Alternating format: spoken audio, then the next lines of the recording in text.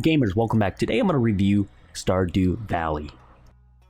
If you've never heard of this game before or haven't been following, Stardew Valley has been in development for years by one person, which is very impressive. I've been waiting for this game, I've been following it, and it is also related to some of my favorite games of all time. It's similar to Harvest Moon, Rune Factory, Animal Crossing, you name it. So when you pick up this game, it might not be your cup of tea, but if you like those type of games, this is what the game is about.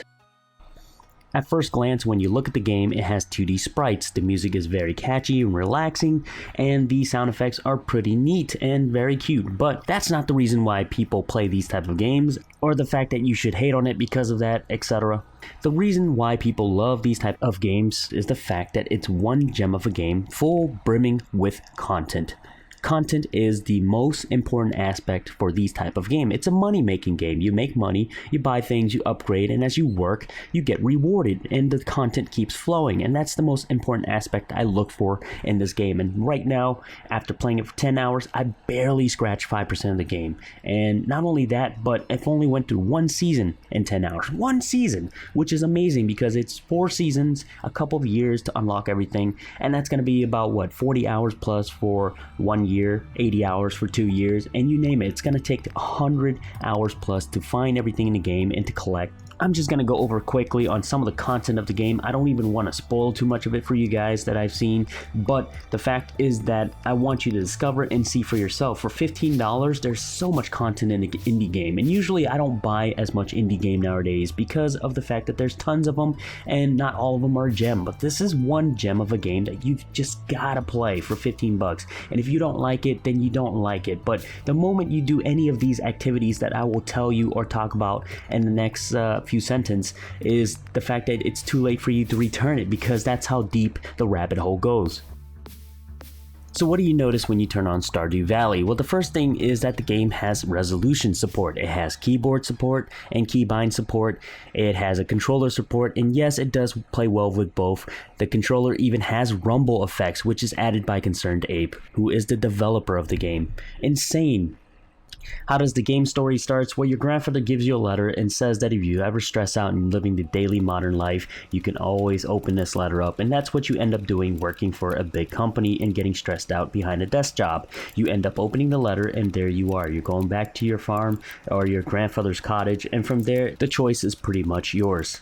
So what kind of systems are in place for the game? Well, the game offers 4 seasons of its own weather system. The 4 seasons are spring, summer, fall, and winter. The system includes rain, snow, etc., and environmental disasters that will happen as time goes on. I don't want to spoil any of it for you. You'll see it when it happens, you'll know it when it happens, and it's pretty damn cool. Each of the game's 1 hour is consisted of 1 minute in real life. There's an energy bar at the bottom right of your screen that consumes as you do various activities in the game. If you tire yourself out, you will be punished with the loss of gold. If you fail to go to sleep at 2 a.m., your body will be picked up and you will be punished gold. And if you get hurt really, really badly in the mines, you forget the floor of the mines that you were traveling on and you get punished gold. This is the punishment system in the game, but it isn't permadeath or anything like that. So when you go to bed in the game, it saves, or when it goes on to the next day, it also saves. There is no saving of your own in this game, because it could possibly be because of the abuse of the randomization in the mine system. I don't know.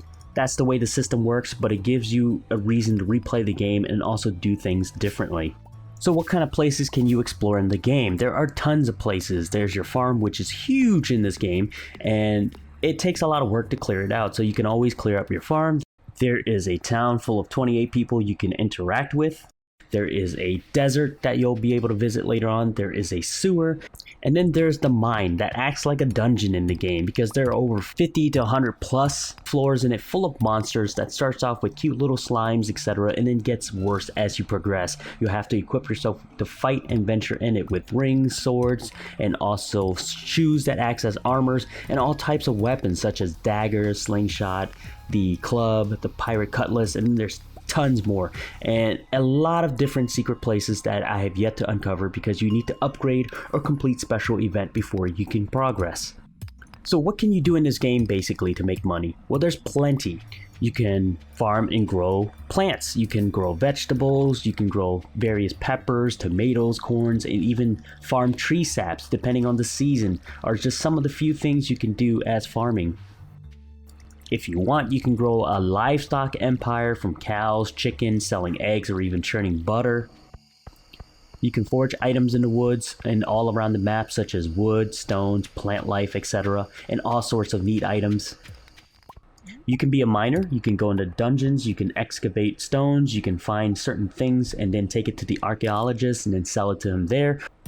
And keep in mind that you can sell items to NPCs or put it in your shipping bin, so it depends on what you want to do. And if you sell it to NPCs, you get a little bit more out of that. So if you take a mining material or you find stuff that's in the mines or the dungeons, you take it to the miner, the blacksmith, he'll buy it. If you take livestock to the person who sells you livestock material, they'll buy it. You can be a fisherman. You can fish up various fish and items and fish in different places, such as the lake, the beach, and certain hidden places that I don't want to tell you. You're going to have to discover it and find them yourself if you want to go that path. And this one is one of my favorite, is crafting. Yes, there is crafting in the game. As you progress in the game, as you up the level of your farming skills or your blacksmithing skills or your fighting skills, you start unlocking a plethora of things to craft, from the aesthetics to certain food you can cook and even machines and devices that will improve your life.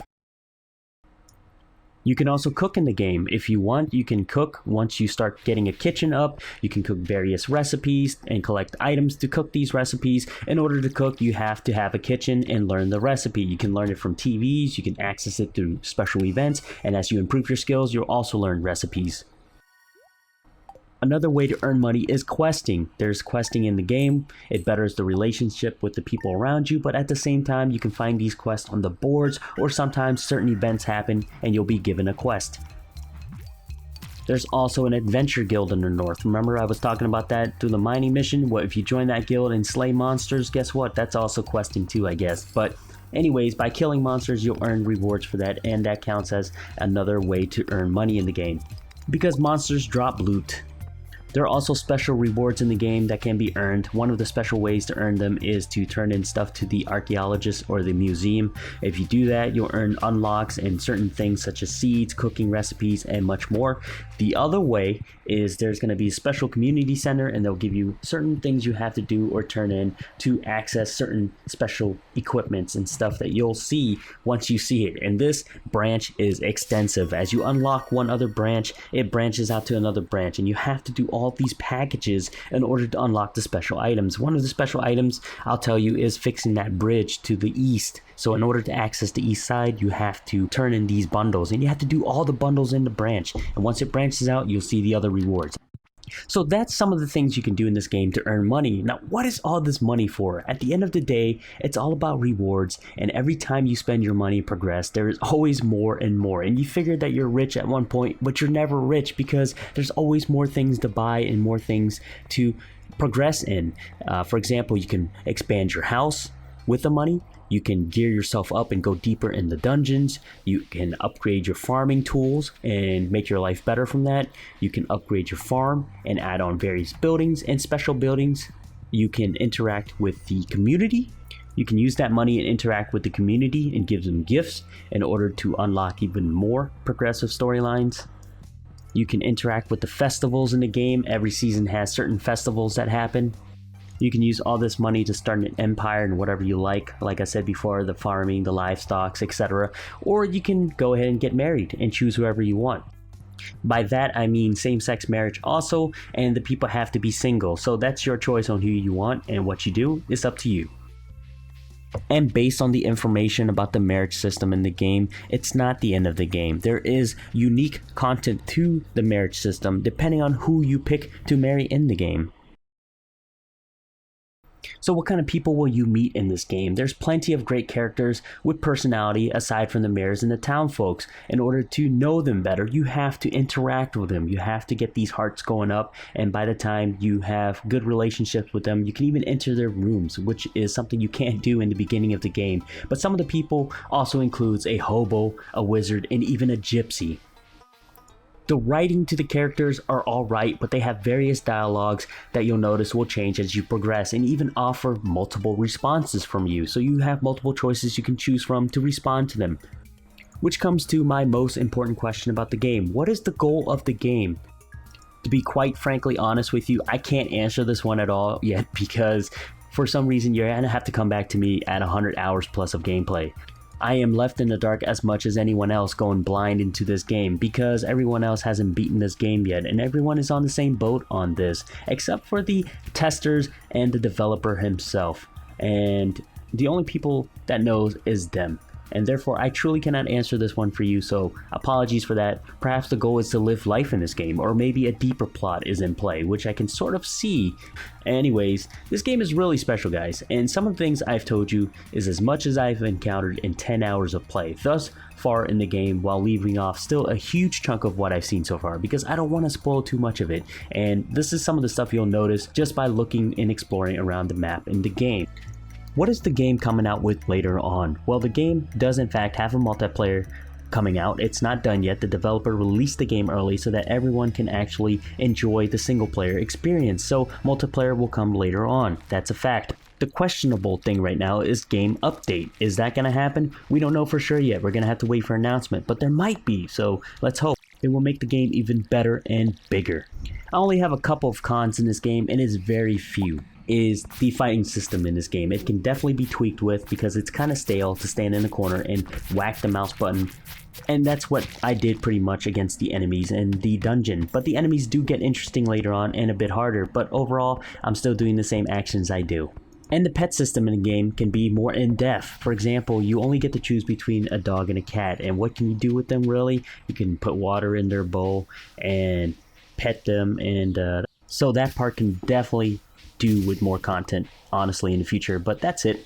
As you can see, I really like this game because by playing it I can tell that the developer has put a lot of heart and soul into the game itself and dedication to the fan, because right now as we speak he just uploaded a patch for the game to fix some of the problems, and that's a bit of dedication right there. So the game definitely deserves a play. If you want to try it out, give it a try. It doesn't even hurt to even play it if you've never played this sort of game before, but if you don't like it, hey, it's not your cup of tea. That's understandable. Anyways, thanks for watching, guys, and remember to game on.